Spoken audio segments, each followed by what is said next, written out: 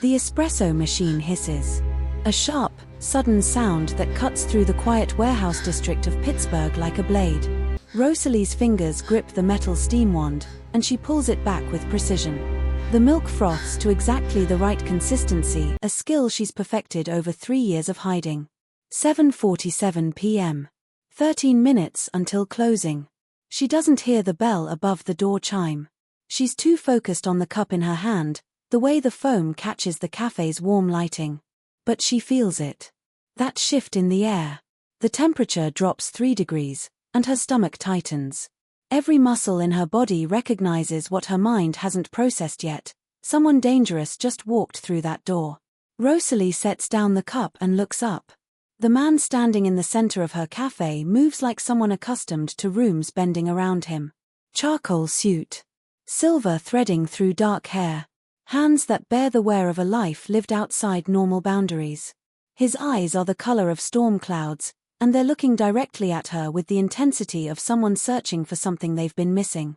She knows this face. Not from meeting him. From photographs. From whispered conversations her father had 20 years ago, before everything changed. Before the fire. Before her mother disappeared into safe houses and protected obscurity. This is Sebastian Russo. The man who killed her father. Double espresso, he says. His voice carries the accent of someone born in Brooklyn to Italian parents. Room temperature. Behind him, 2 men in identical dark coats position themselves near the entrance. Security. Muscle. They don't move toward him or away from him, they simply exist in the space he's claimed as his own. Rosalie's heart hammers in her chest. Run. That's what every survival instinct screams. Call Victoria. Get out. Move. But her hands reach for the portafilter anyway. Her fingers move through the motions of her job, dosing the grounds, tamping them down, locking them into the machine. The espresso flows dark and perfect into a small white cup. She sets it on the counter between them. Russo picks it up and takes a slow sip. His eyes never leave hers. Something shifts in his expression, not quite satisfaction, but recognition. Like he's found exactly what he was looking for, and it tastes different than he expected. Good, he says quietly. Better than I expected. He walks to the chair by the window. The one that faces both her and the door simultaneously. He sits down with the same controlled grace he used to walk, and suddenly the entire cafe feels smaller. Compressed. Like the walls are closing in. Rosalie locks the front door. The sound echoes in the empty space. She flips the sign to closed without breaking eye contact with him. Her hands press flat against the cold marble counter. Before we start, make sure to hit like and subscribe, and really I'm curious, where are you watching from? Drop your country name in the comments. I love seeing how far our stories travel. Russo sets his empty cup on the table beside him with deliberate care. The ceramic makes a small clicking sound. Your mother is alive, he says. The words hang in the air like a challenge. Rosalie's breath catches. Elena. Her mother. The woman she hasn't heard from in 3 years. The woman who put her on a plane to Pittsburgh and walked away for her safety. Currently in New Jersey, Russo continues, crossing one leg over the other with the casualness of someone having a normal conversation. Comfortable. They feed her well. She has books. She thinks about you. He pauses. Every single day. Rosalie grips the counter harder. The cold marble bites into her palms. Your father understood something most people never do, Russo says, leaning forward slightly. Power isn't about what you take. It's about what you know. What you control. What you can destroy if you choose to. He reaches into his jacket pocket. Rosalie tenses. The men by the door tense with her. But Russo pulls out only a photograph. He sets it on the counter and slides it toward her with one finger. Elena. Her mother. Sitting in a white room with sunlight coming through a window. She's older than Rosalie remembers. Her hair has more grey. But she's alive. Her eyes are looking directly at the camera, at Rosalie, with a message written in every line of her face. I'm dying, Russo says. The statement lands like a bullet. Pancreatic cancer. 18 months if I'm fortunate. Maybe less. I've seen the best doctors. Mayo. Sloan Kettering. Boston Medical. The conclusion doesn't change. He stands up slowly. I have very little time left to lose, which makes me either very dangerous or very honest. Perhaps both. He moves toward her. The security team doesn't follow. The man to her right, the larger one with a scar along his jaw, tenses his shoulders but stays put. Russo stops directly across the counter from Rosalie. Close enough that she can see the exhaustion beneath his composed exterior. The slight tremor in his left hand that he immediately places flat on the marble to hide it. Your father left you something, he says. His voice drops lower. A letter. An inheritance. Instructions. I need to know what it is. He leans closer. And I need you to help me find out who really killed him. Because it wasn't me. Rosalie's eyes widen. What your father left behind, Russo continues, is more dangerous than you could possibly imagine. And right now, the person who actually murdered him is still walking free. Still running everything he built. Her phone buzzes in her apron pocket. A text appears on the screen before she can even look at it. Victoria Chen, her lawyer, the woman who's been protecting her for 3 years, he found you. Open the letter. Now. How does Russo know about the letter? Russo watches the color drain from Rosalie's face. He says nothing. The silence in the cafe becomes something tangible, thick enough to choke on. His fingers remain flat against the marble counter, and she notices something she shouldn't have noticed.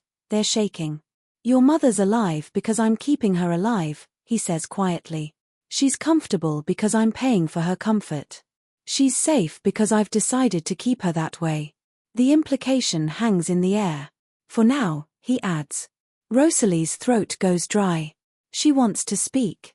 Her mouth opens. Nothing comes out except the smallest sound, a gasp, a breath, the noise of someone drowning on land. 3 years I've been searching for you, Russo continues. 6 months of that searching was difficult. The other 2.5 years. I knew exactly where you were. I was just waiting for the right moment to arrive. He moves back to the chair by the window and sits down again. Slowly. Like every movement costs him something. His hand goes to his side, pressing against his ribs like he's trying to hold something in place. I've managed your father's empire for 3 years, he says. His voice grows quieter, which somehow makes it more dangerous. Expanded it. Secured the territories. Collected the debts. Paid the officials. Done everything Vincent Castellano would have done if he'd lived to do it. And you know what I discovered? Rosalie shakes her head. She can't move toward him. Can't run. Can only stand there frozen while he dismantles 3 years of safety with each word. I discovered that I'm running an empire built on a foundation of lies, Russo says. That I've been protecting people who were actually working against me. That I've been consolidating power while the real architect of Vincent's death has been laughing from the shadows. He looks up at her. I discovered that your father was right to be paranoid. He was right about everything except one thing: the person who betrayed him wasn't someone he suspected. It was someone he trained. He reaches into his jacket again. This time he pulls out a small folder, old and worn, with Vincent's initials embossed in gold on the cover. This was in a safety deposit box your mother was supposed to burn, Russo says. He sets it on the table. She gave it to me instead. She told me that when I found you, I should show it to you. That you'd understand what your father understood. That you'd know exactly what to do. The folder sits on the table like a bomb waiting to detonate. Your father built 3 separate archives, Russo explains. 1 for your mother. 1 for you. 1 for... He pauses. Well. 1 for insurance. Each archive contains different information. Different secrets. Different leverage points. When combined, they reveal the complete picture of how the Castellano Empire actually functioned. Who made the money? Who moved it? Who protected it? Rosalie's phone buzzes again. Another text from Victoria. Don't let him leave until he confirms your mother's location. Confirm everything. I need to ask you something, Rosalie says. Her voice sounds strange, older, steadier than she feels. If you wanted to use me against my father, Why did you help my mother escape? Russo smiles. It's not a pleasant expression. It's the smile of someone who's been caught in his own contradiction and respects the person who caught him for it. Because I'm not a monster, he says. I'm a lot of things: a murderer, a thief, a man who's done terrible things in service of power. But I'm not a monster. Your father taught me better than that. He taught me that loyalty means something. That certain lines shouldn't be crossed, even when you have every reason to cross them. He stands up slowly, gripping the chair for support. I killed people on Vincent's orders, Russo continues. I orchestrated deals that destroyed lives. I've taken money from people who had nothing left to give. I've threatened children. I've broken bones. His voice doesn't waver, but something flickers in his eyes: shame, maybe, or just the weight of acknowledgement. But I never touched your mother. I never looked at your photograph. I never used you as leverage because your father asked me not to. With his dying breath, he asked me to protect you if something happened to him. Rosalie's chest tightens. He knew it was coming, Russo says. The fire. The betrayal. He knew. And the last thing he asked me to do was ensure you survived it. He moves toward the door slowly, his security team moving with him in perfect synchronization. When you open that letter, Russo says, pausing at the threshold, you'll understand that I'm telling you the truth. You'll also understand that I haven't been searching for you to harm you. I've been searching for you because I need your help finding out who destroyed us both. The bell chimes above his head. Your mother's in Facility 7 in northern New Jersey, 2 hours from here, Russo says. The address is in the folder. A woman named Dr. Patricia Morrison runs it. She's on our payroll. Your mother's been waiting 3 years for you to come get her. That's the first conversation we're going to have when you do. He walks out into the Pittsburgh night. The door closes behind him, and the cafe suddenly feels impossibly quiet. Rosalie's legs almost give out. She grabs the counter to steady herself. On the table by the window sits the folder with Vincent's initials. Her phone buzzes one more time. Victoria's final message appears on the screen. They're bringing the letter tonight. Courier will be there in 10 minutes. Stay calm. Stay sharp. This changes everything. Rosalie reaches for the folder. Her hands are shaking as her fingers touch the leather. The folder opens to reveal a single photograph. It's old, from at least 15 years ago. Vincent Castellano sits at a table in what looks like an Italian restaurant, and across from him sits someone Rosalie recognizes immediately. The recognition hits her like a physical punch to the stomach. She knows this face. She's known it her entire life. The face of the person her father trusted most. The person he trained. The person he called his successor. The folder trembles in her hands. Before she can process what she's looking at, headlights sweep across the cafe windows. A black sedan pulls up outside. Not Russo. Not his security team. Someone else entirely. A woman gets out of the car.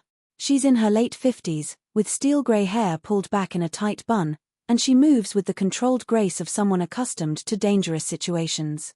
She's wearing a charcoal pantsuit and carrying a leather briefcase. Behind her, a younger man in a dark coat exits from the passenger seat. The woman approaches the cafe door. Rosalie recognizes her immediately. Victoria Chen. The lawyer who's been protecting her, moving money, handling the legal maneuvering that's kept her alive and invisible for 3 years. They've only ever communicated by phone. Encrypted phone calls. Burner numbers. Never in person. Never face to face. Until now. Rosalie unlocks the door. Victoria enters the cafe with the courier following 2 steps behind. She takes in the scene, the empty chairs, the small tables, the espresso machine still warm from the evening rush, and something in her expression shifts. He was here, Victoria says. It's not a question. Yes, Rosalie confirms. Sebastian Russo. He brought this. She holds up the folder. Victoria's jaw tightens. She nods to the courier, who sets a manila envelope on the counter. Inside that envelope is another sealed letter, this one addressed in handwriting Rosalie hasn't seen in 3 years.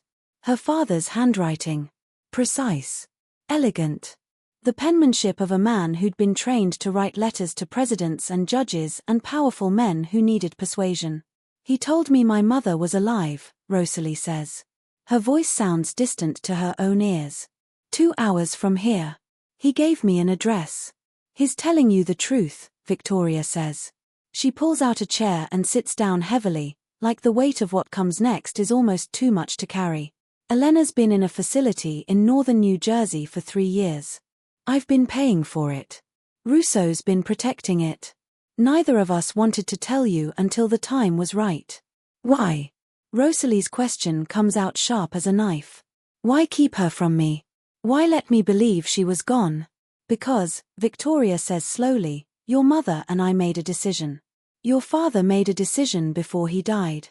They decided that your safety depended on you believing she was truly gone. That the only way to keep you alive was to make you invisible. Forgettable. Someone nobody would think was valuable enough to search for. Rosalie sets down the folder and picks up the sealed envelope instead. Her name is written on the front in her father's hand, Rosalie, for the day you need to know everything.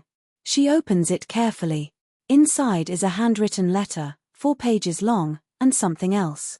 A small USB drive with a date written on it in black ink, the day before Vincent died. Your father recorded everything, Victoria explains. The entire history of the Castellano organization. Every transaction. Every leverage point. Every person involved. And more importantly, every person involved in his death. Rosalie reads the letter silently. Her eyes move across the pages, and with each line, her expression hardens. Her father's words explain everything. The fire wasn't random. The investigation wasn't thorough. The person they'd blamed wasn't responsible. Halfway through the letter, Rosalie stops reading and looks up at Victoria. It wasn't Russo, she says. It's not a question. No, Victoria confirms. It wasn't Russo. Your father knew that. He'd already figured it out before the fire happened. He was just waiting for the right moment to act. That moment never came. Then Rosalie starts, but Victoria holds up a hand. Finish the letter, Victoria says. The USB drive will explain everything else. But Rosalie, she leans forward. Once you know what's on that drive, there's no going back to the cafe. There's no going back to normal. Your father's world doesn't work that way. Knowledge like this changes everything. The courier stands by the door, silent. Watching. His presence makes it clear that this moment right here, right now, is the pivot point. The moment where Rosalie decides whether to stay hidden or step into the empire her father built. She returns her attention to the letter. The final paragraph makes her breath catch. Vincent's words are clear. If you're reading this, then someone has found you. Whether it's Russo or someone else, it doesn't matter. What matters is that the person who orchestrated my death is still running my organization. Running it better than I could. Running it while everyone believes Russo's in charge. This letter contains the name of the person who deserves to face justice. And I'm betting you'll want to be the one to deliver it. Rosalie looks up from the letter. Who is it? She asks Victoria. Who really killed my father? Victoria stands up slowly. She walks to the window and looks out at the Pittsburgh night. When she turns back, her expression is grave. That's what's on the USB drive, Victoria says. But before you listen to it, you need to know something else. The person who killed your father is still looking for you. And they know you exist. They've known for months. Russo's arrival tonight wasn't random. It was him trying to beat them to you. Who? Rosalie demands. Who's looking for me? Victoria reaches into her briefcase and pulls out another photograph. She sets it on the counter. Rosalie looks at the image and feels her world fracture. The person in the photograph is someone she knows. Someone she's known her entire life. Someone she should never have trusted. The photograph slips from Rosalie's fingers and falls to the floor. In the image is a man in his early 60s, distinguished, with graying hair and the kind of tailored suit that cost more than most people's monthly mortgage. He's standing in what appears to be a legitimate business office, floor-to-ceiling windows, modern artwork on the walls, everything designed to project success and respectability. The man is David Ashford, her father's oldest friend. The person who'd attended her college graduation. Who'd sent flowers when she turned 21. Who'd been at every important moment in her life, playing the role of trusted family friend while actually orchestrating her father's death. Ashford, Rosalie whispers. Her voice sounds hollow. David Ashford, Victoria confirms. VP of Operations for the Castellano organization. Your father trusted him more than he trusted anyone except your mother. They grew up together in Brooklyn. Ashford practically raised your father after their own father died. He was at my graduation, Rosalie says. The words come out disconnected, like she's speaking about someone else entirely. He gave me a gift. A watch. He told me he was proud of me. He was setting up his endgame, Victoria says quietly. 3 weeks before your father died, Ashford transferred $200 million out of the organization's offshore accounts. Money Vincent didn't know was gone until it was too late. Your father discovered the theft the night before the fire. Rosalie feels something twist inside her chest. Your father confronted him, Victoria continues. They met in that building in Brooklyn. Ashford came with security. Your father came with faith that they could work it out. That loyalty and history meant something. She pauses. He was wrong. The USB drive sits on the counter next to the photograph. Ashford didn't just steal the money, Victoria says. He'd been running his own operation for years inside your father's organization. Taking contracts Castellano didn't know about.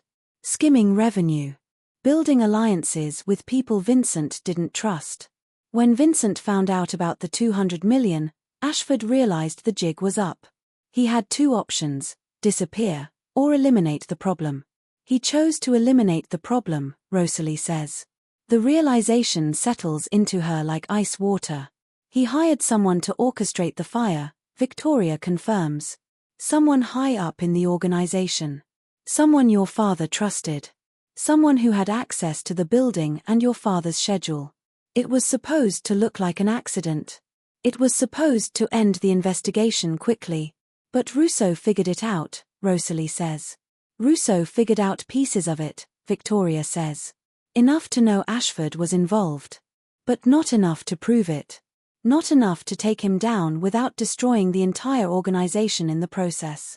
So Russo did something unexpected. He let Ashford believe he didn't know what happened. He consolidated power as the apparent successor, while quietly gathering evidence against Ashford. And where is Ashford now? Rosalie asks. Victoria's expression grows darker. Running his own empire, she says. Completely separate from Russo's operations. Your father's organization split into two factions the moment the fire happened. Russo controls the old structure, the territories, the networks, the legitimate businesses. Ashford controls the new structure, the real money. The international operations. The leverage points that matter most. She pulls out a second folder from her briefcase. 3 weeks ago, Ashford discovered that you existed, Victoria explains. Not your name. Not your location. But he discovered that Vincent had a daughter. And he discovered that Vincent left behind something, an insurance policy. Documentation of everything Ashford did. Rosalie's phone buzzes. A text message appears on the screen. Unknown number. You have 24 hours to decide. Open the archive, or watch your mother disappear. Again. The initials seem to scream from the screen. A. Ashford. His escalating, Victoria says quietly. She's already pulling out her own phone and making a call. The protection on your mother's facility just became inadequate. We need to move her. Tonight. What do I do?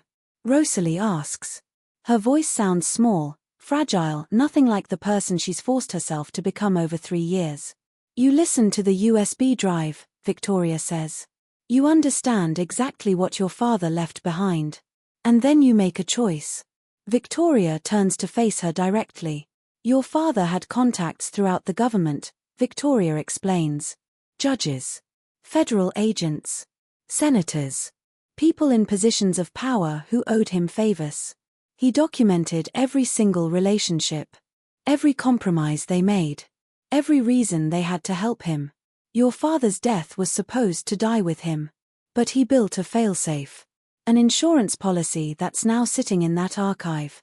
What kind of insurance policy? Rosalie asks. The kind that, if released to the right people, would bring down not just Ashford but at least 15 federal officials, 12 judges, and the entire upper echelon of organized crime in 3 different states, Victoria says. Your father called it the last resort. He made Russo swear that it would only be opened if you decided to open it. If you decided that justice mattered more than safety.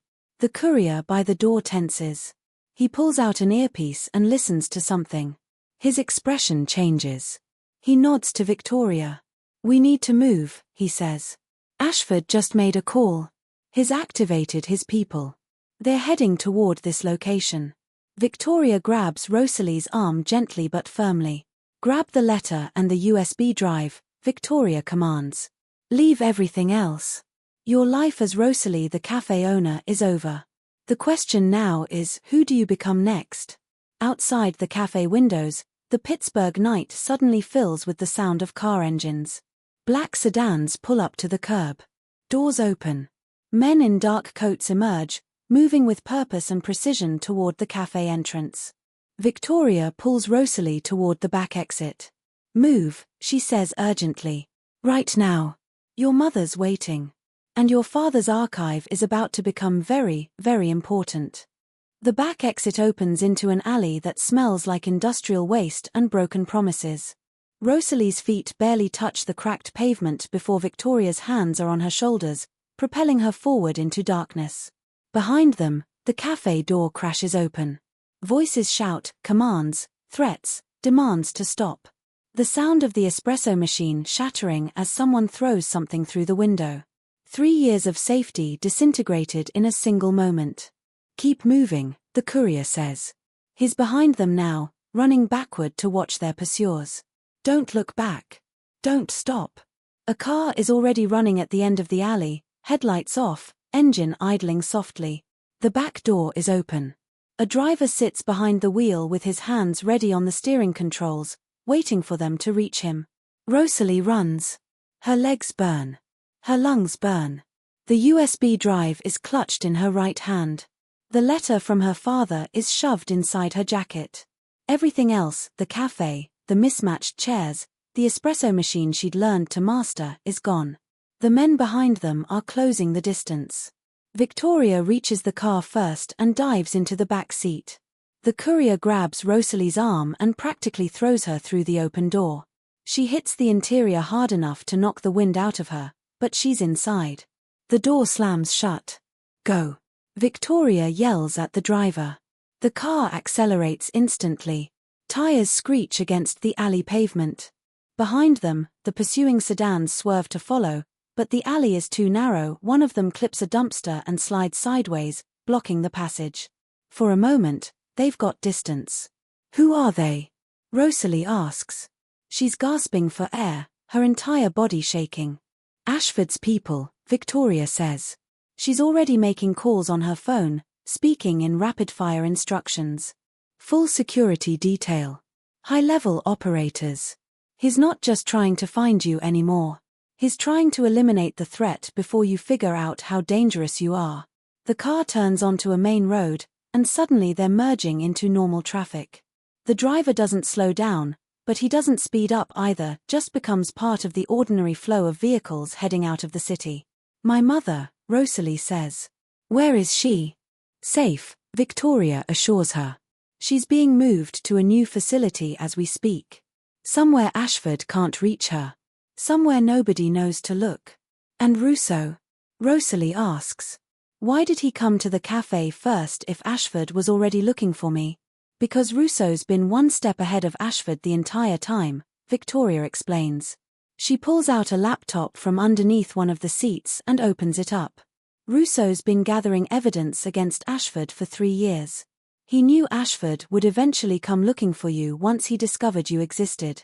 Russo wanted to reach you first. To explain the situation. To give you a choice about what comes next. What choice?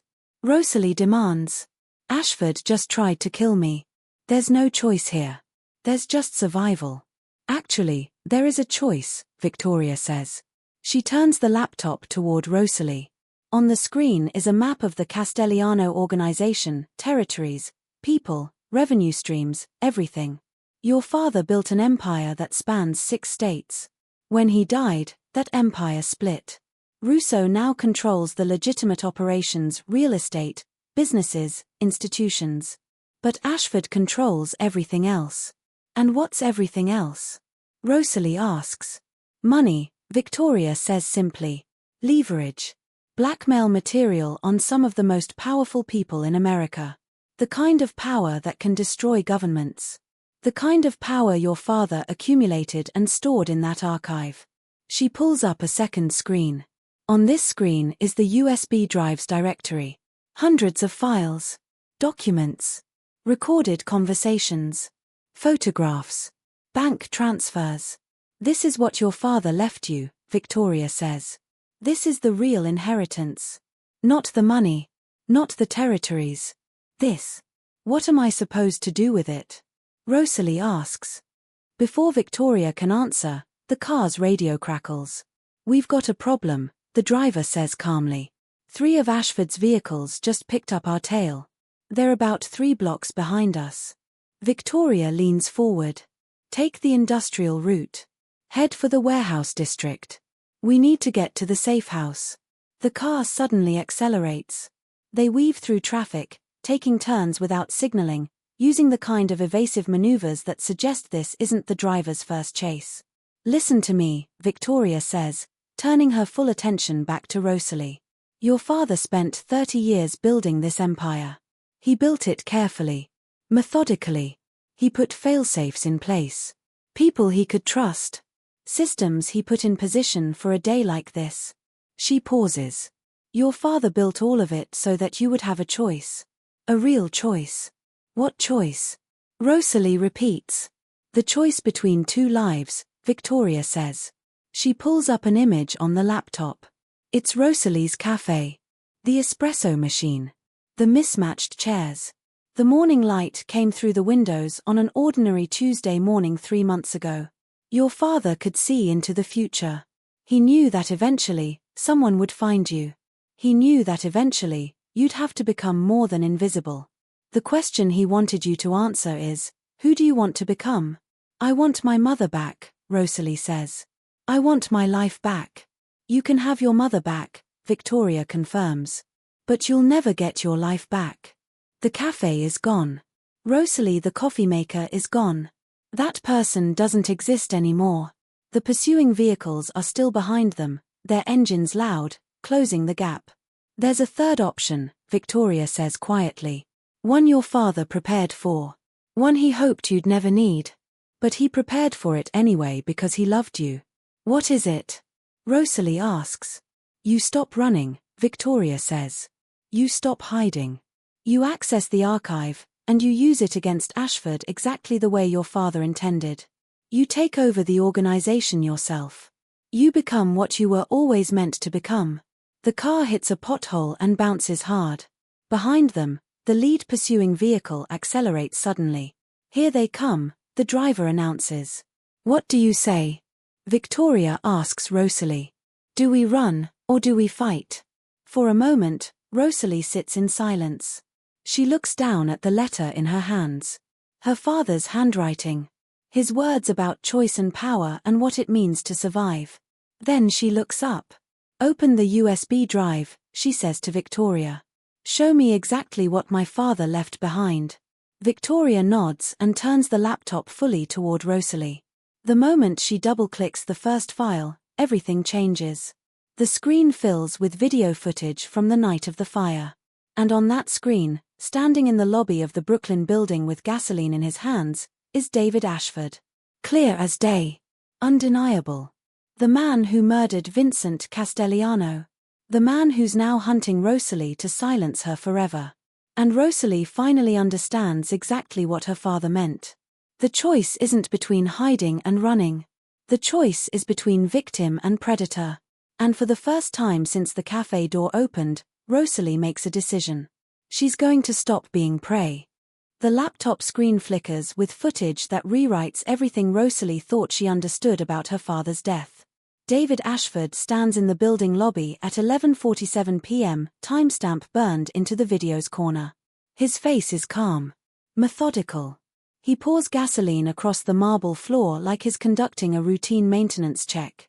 The pursuing vehicles are still closing behind them. The driver of their car jerks the wheel hard left, sending everyone sliding across the back seat. Rosalie grabs the laptop to keep it from falling. 15 blocks until the safe house, the driver says. His knuckles are white on the steering wheel. But they're not backing off. Victoria leans forward and speaks into her phone. Deploy the intersection block. Now. 2 seconds later, the radio crackles with confirmation.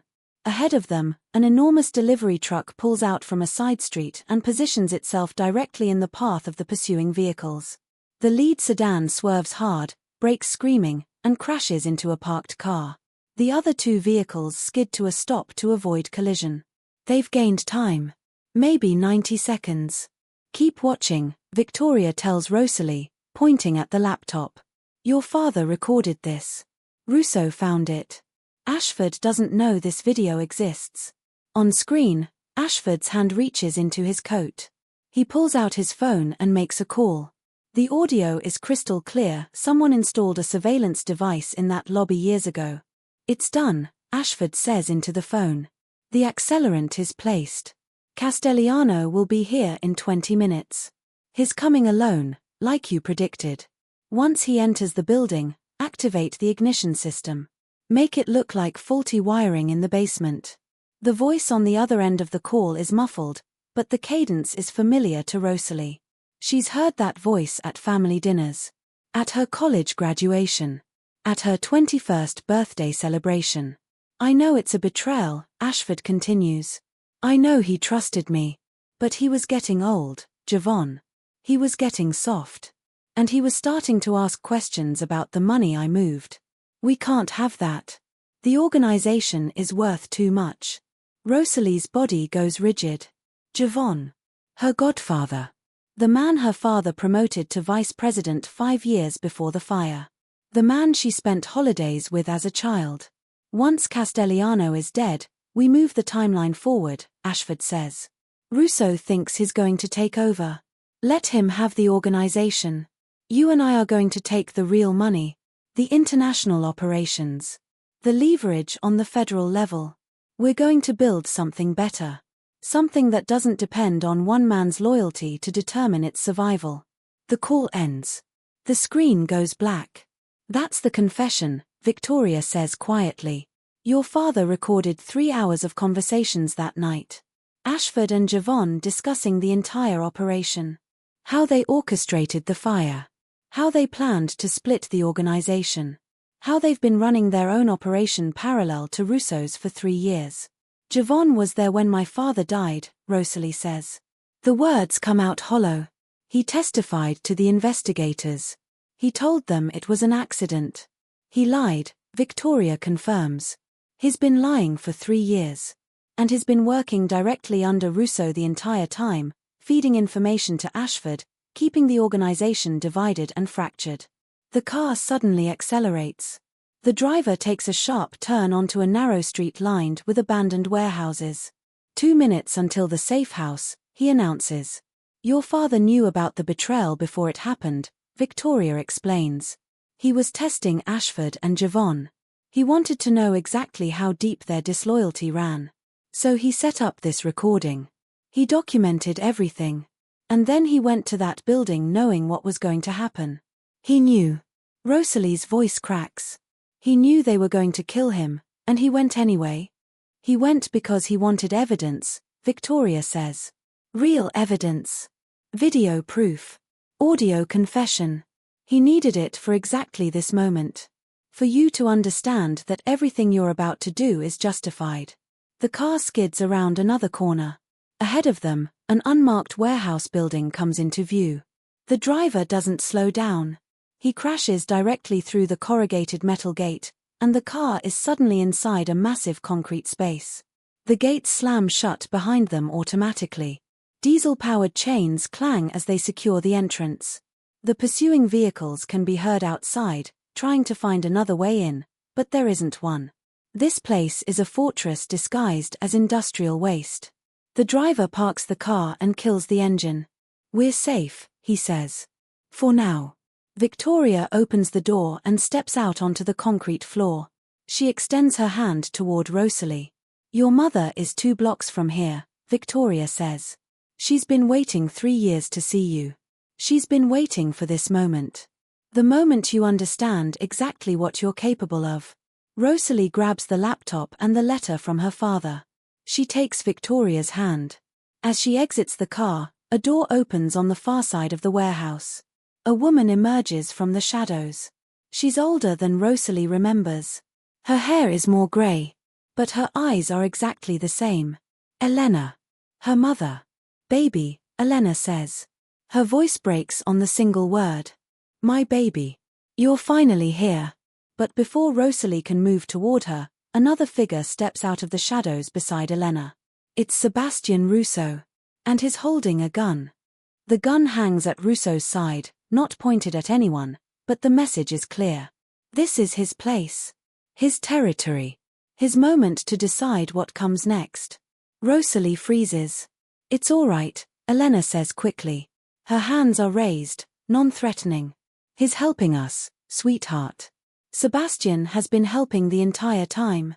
"Don't move yet," Russo says to Rosalie. His voice is calm, measured. He doesn't look angry. He looks tired. Like a man who's carried an impossible burden for 3 years and is finally setting it down. "I need you to understand something before you take another step. I need you to know exactly what you're walking into." He gestures to one of his men, who wheels a monitor into the space. The screen flickers to life, displaying security footage from inside the Castellano organization's headquarters. Real-time footage. And on that screen is David Ashford, sitting in a conference room with 12 other men. High-level operators. Senior members of the organization. Ashford called an emergency meeting 45 minutes ago, Russo explains. "Right after you disappeared from the café. He's moving against me. He's telling everyone that I've been running the organization into the ground. That I'm old. That I'm losing my touch. That he should be the one calling the shots." On screen, Ashford stands up. He addresses the room with the confidence of someone who knows he has the numbers. "Russo's weak," Ashford says. "He's been protecting some girl, some daughter of Vincent's, instead of protecting our interests. He's letting sentiment cloud his judgment. That's not how we operate. That's not how we survive." The men around the table nod. "I'm taking control," Ashford announces. "Anyone who wants to keep working for this organization will work for me now. Anyone who wants to keep their life will accept that change. And anyone who tries to stand in my way will disappear. Just like Vincent disappeared. Just like I'm about to make Rosalie Castellano disappear." He pulls out a phone and makes a call. "Find her," Ashford says into the phone. "Find her, and bring her to me. Alive. I want her to understand exactly what happens when you go against the Castellano name." The call ends. Russo turns off the monitor. "Ashford just activated every resource he has," Russo explains. "He's looking for you right now. He's got people checking every safe house, every hospital, every place someone might hide. He's also moving against me. He's got 4 teams mobilizing to hit my operations tonight. He's executing a coup." "Why are you telling me this?" Rosalie demands. "Why aren't you out there stopping him?" "Because I can't stop him," Russo says. There's no shame in his voice. Just the truth. Not alone. Not anymore. Ashford's been building his network for 3 years while I've been focused on keeping your mother alive and waiting for you to be ready. Russo finally looks directly at Rosalie. "Your father built something extraordinary. He built it carefully. Every piece in place. Every contingency prepared. But he built it assuming that you would eventually step into your role." Elena moves toward Rosalie.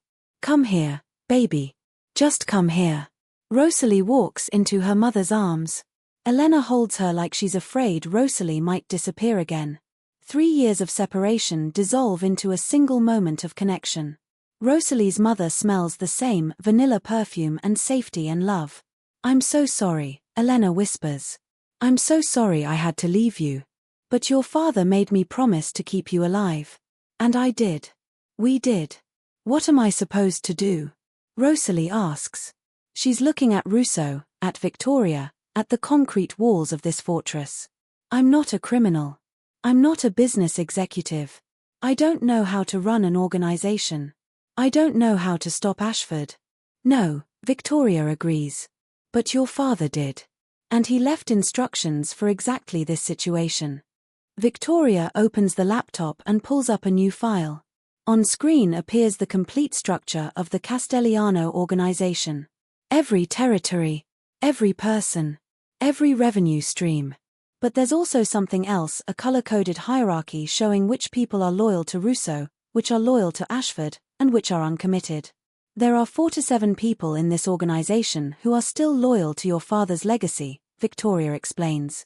4 to 7 people who know that Ashford orchestrated Vincent's death. 4 to 7 people who are waiting to see if you're going to do something about it. "What can I possibly do?" Rosalie asks. "You can do what your father prepared you to do," Russo says. He pulls out a tablet and shows her a series of documents. "Your father set aside an account. $50 million. Liquid. Accessible only by you. He left instructions on how to use that money to dismantle Ashford's operation from the inside." He swipes to the next document. He also documented every single illegal transaction Ashford has made in the last 3 years.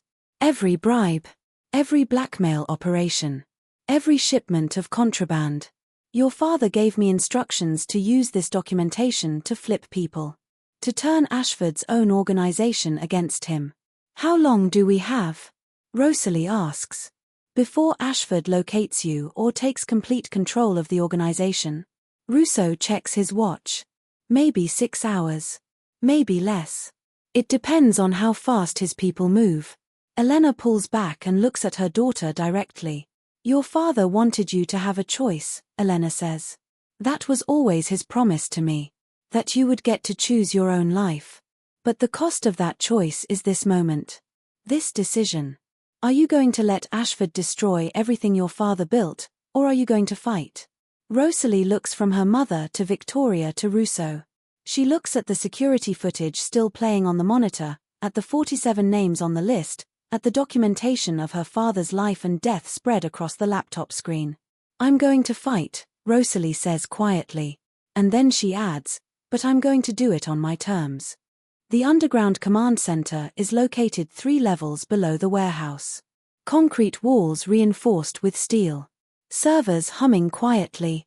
Multiple monitors displaying real-time information from across the Castellano organization's network. This is where Vincent planned for his daughter to take control. This is where the Empire's actual decisions get made. Rosalie sits at the center of it all, surrounded by data, by people, by the weight of her father's carefully constructed legacy. "We've got confirmation," one of the operators says. His name is Tyrell Hamilton, a tech specialist who's been with the organization for 12 years. Ashford just moved $300 million out of the primary operating account. He's consolidating his resources. "How many people has he convinced to switch loyalty?" Rosalie asks. 15 in the last hour, Victoria replies. She's standing beside Rosalie, acting as advisor. "But we've also activated the contingency. We've called in the 47 people your father identified as trustworthy. They're coming in. It's going to be close." On the monitors, Rosalie watches as her father's network comes alive. People she's never met, soldiers, accountants, logistics specialists, intelligence gatherers, begin to mobilize. They're moving resources. Protecting territories. Cutting off Ashford's access to the money he moved. Elena stands in the corner of the command center, watching her daughter take control. There's pride in her expression, but also pain. The pain of knowing that her daughter's innocence just died. "I need to speak to Russo," Rosalie says. Sebastian Russo enters the command center exactly as he's called. He looks smaller here than he did in the café. Diminished by the weight of cancer, by the weight of time, by the weight of losing a power struggle with a dead man's daughter. I have a question, Rosalie says. Why did you come to my cafe? Why didn't you just tell me everything 3 years ago? Because your father made me promise not to, Russo replies. He made me promise that you would get to live a normal life for as long as possible. He made me promise that you would only be told the truth when you were ready. When you are strong enough. And how did you know I was ready? Rosalie asks. When Ashford activated his search for you, I knew the clock had started, Russo explains. Your father said that would happen eventually. He said that eventually, Ashford would figure out you existed. When that day came, it was time to bring you into the light. Rosalie processes this. What are you going to do now? She asks Russo. After tonight. Russo looks at her for a long moment. I'm going to retire, he says quietly. I'm going to take my money and my memories and I'm going to disappear somewhere warm. Somewhere I can die peacefully. He pauses. Your father built this organization. I've just been maintaining it. But you're going to transform it. You're going to do something I never could. What's that? Rosalie asks. Make it matter, Russo says. Your father cared about power, but he also cared about justice. I forgot about the justice part a long time ago. But you won't. I can see it in your eyes. You're going to use this empire to actually change something. An alert flashes on one of the monitors. Contact incoming, Tyrell Hamilton announces. Ashford's calling on the encrypted line. Victoria and Russo exchange glances. This is unexpected. Ashford never negotiates. He orders. He demands. He doesn't call for dialogue. Put him through, Rosalie says. David Ashford's face appears on the main monitor. He's still in the conference room, surrounded by the men he believes are loyal to him. He looks angry. But underneath the anger, there's something else. Fear. I know you can hear me, Ashford says. I know Russo's with you. I know Victoria managed to get you out of the city. He leans closer to the camera. But you need to understand something, little girl. You're playing a game you don't understand. You're in a world you were never meant to enter. And the only way you survive this is if you surrender to me right now. No, Rosalie says simply. Then let me show you what surrender looks like, Ashford replies. He gestures to one of his men, who drags someone into the conference room. It's a woman in her 50s, beaten, frightened. It's Dr. Patricia Morrison. The woman who's been protecting Elena. Did you really think I didn't know about the facility? Ashford asks. Did you really think Russo was the only one who could move resources without being detected? He smiles. I've known about your mother's location for 6 months. I just didn't need her until now. On screen, Ashford pulls out a gun and places it against Dr. Morrison's head. Here's what's going to happen, Ashford says. You're going to come to me. Alone. You're going to bring the archive your father left behind. And you're going to do it in the next 2 hours, or this woman dies. And then I start executing everyone connected to your mother. Everyone connected to you. I work my way through the entire city until you've lost everyone you care about. The screen goes dark. Rosalie's hands are shaking, but her voice is steady. We're going to him, she says. Absolutely not, Victoria says immediately. It's a trap. Of course it's a trap, Rosalie agrees. But he's got Dr. Morrison. He's got leverage over my mother's safety. And he's escalating. If we don't respond, people die. If you go to him, you die, Russo says flatly. Then we make sure I don't go alone, Rosalie replies. She turns to Tyrell Hamilton. I want 40 people mobilized. I want them in position around Ashford's location before I arrive. And I want you to make sure that when I walk into that room, Ashford understands exactly how much firepower is waiting for him outside. What about the archive? Victoria asks. If you hand it over. I'm not handing anything over, Rosalie says. She looks at the laptop containing her father's entire life documented. I'm handing him a copy. A fabricated version. Something that looks authentic but doesn't contain the real information. My father taught me about strategy through his entire life. The ultimate strategy is knowing when your enemy is most dangerous and planning accordingly. She stands up from the command center. I'm going to finish what my father started, Rosalie says. But I'm going to do it my way. And I'm going to do it tonight. The abandoned textile factory in North Pittsburgh sits silent and dark, exactly where Ashford said it would be. Rosalie exits the car alone, walking toward the entrance with a laptop case in her hands and determination in her eyes. The archive. The leverage.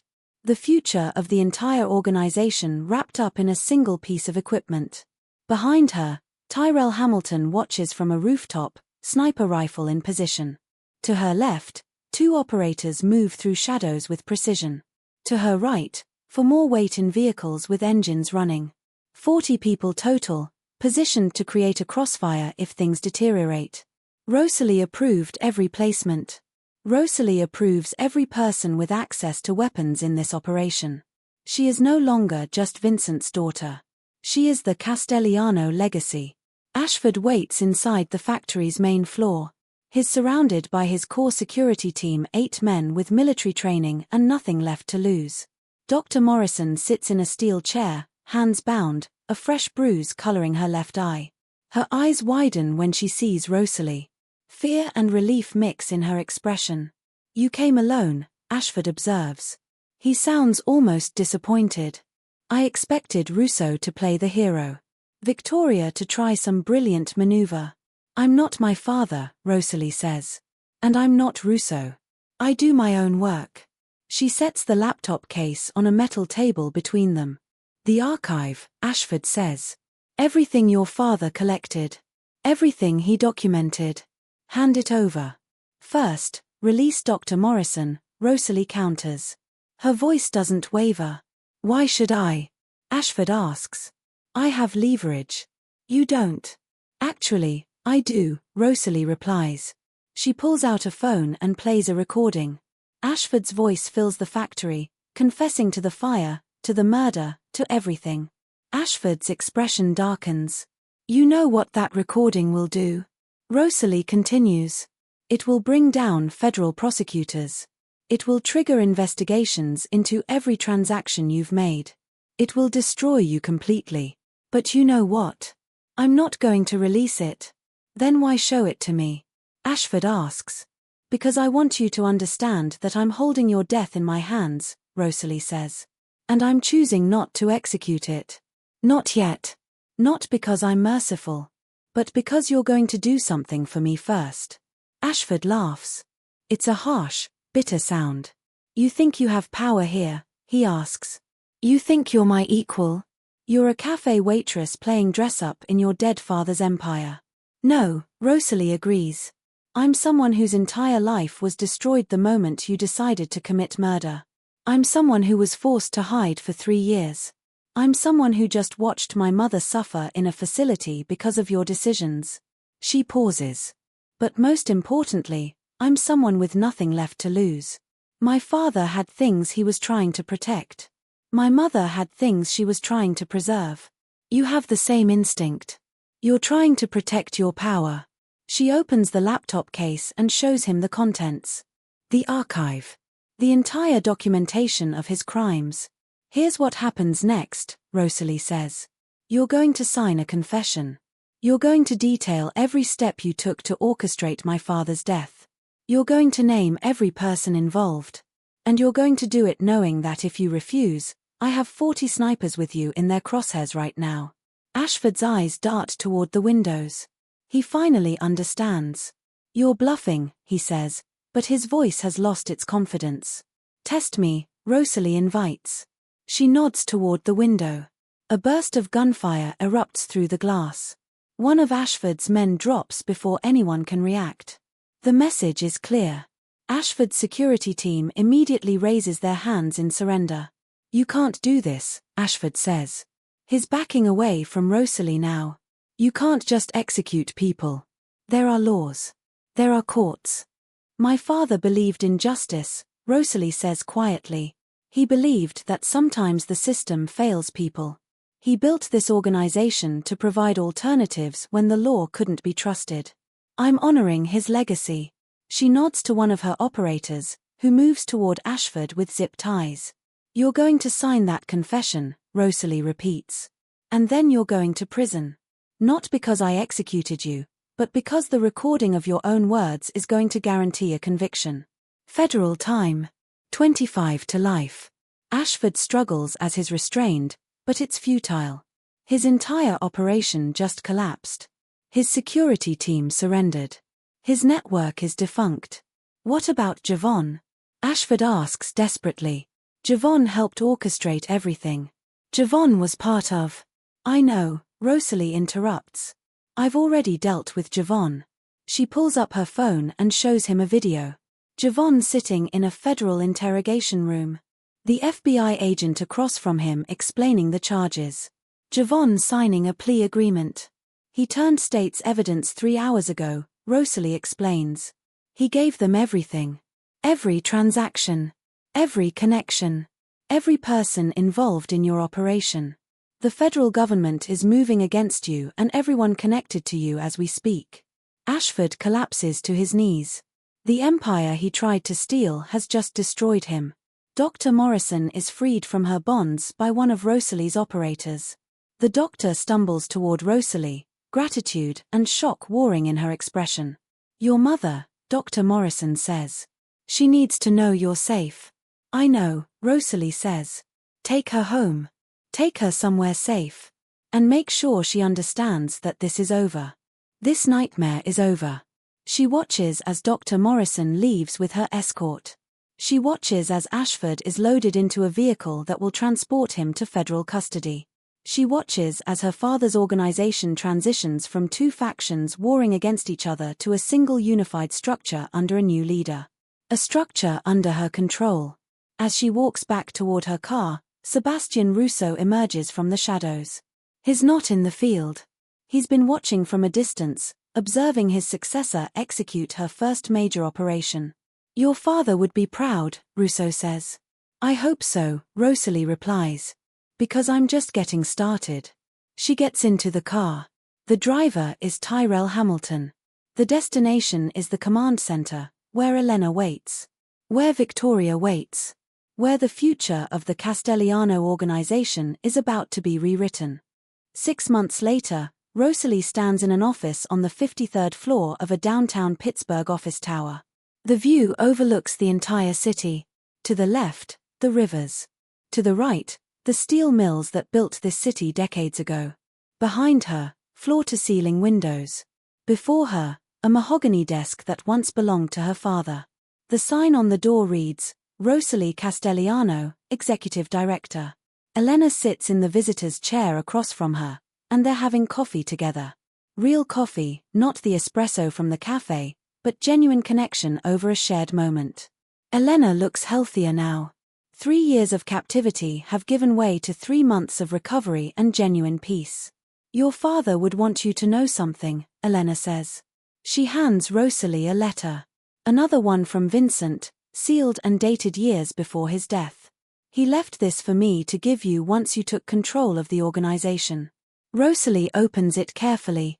Rosalie, if you're reading this, then you've done the impossible. You've survived. You've fought. You've become the leader I always knew you could be. I'm proud of you, and I wish I could be there to tell you that in person. But I need you to understand something. The Castellano organization is now yours to do with as you see fit. You can continue running it exactly as I did. Or you can transform it. You can take the power we accumulated and use it to change things. To help people. To create justice in places where the system has failed. I won't tell you which path to choose. That's your decision. But I will tell you that my greatest regret was never figuring out how to use this empire for good. I hope you figure it out. I love you. Forever. Dad. Rosalie sets down the letter and looks out the window at Pittsburgh. The city she made into her sanctuary. The city where she hid. The city where she's now preparing to take the next step. What are you going to do? Elena asks. I'm going to honor Dad's legacy, Rosalie says. But I'm going to do it differently. I'm going to use this organization's resources to actually help people. To investigate corruption that the police won't touch. To provide protection for people the system has abandoned. To create the kind of justice that my father always wanted but never quite figured out how to execute. Elena smiles.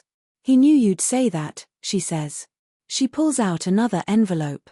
He also left instructions on how to structure that transition. He spent years planning for this moment. For you to take over and do what he couldn't. On Rosalie's desk, the phone rings. It's Victoria Chen with an update on the federal prosecution against Ashford. The case is airtight. Life in prison without parole. Javon is already testifying as a cooperating witness. The entire corruption network is coming apart. Justice. Finally. But there's more. Victoria mentions something that stops Rosalie cold. Another file. Another archive. Hidden by her father years ago. Located in a storage facility upstate. What's in it? Rosalie asks. I don't know, Victoria replies.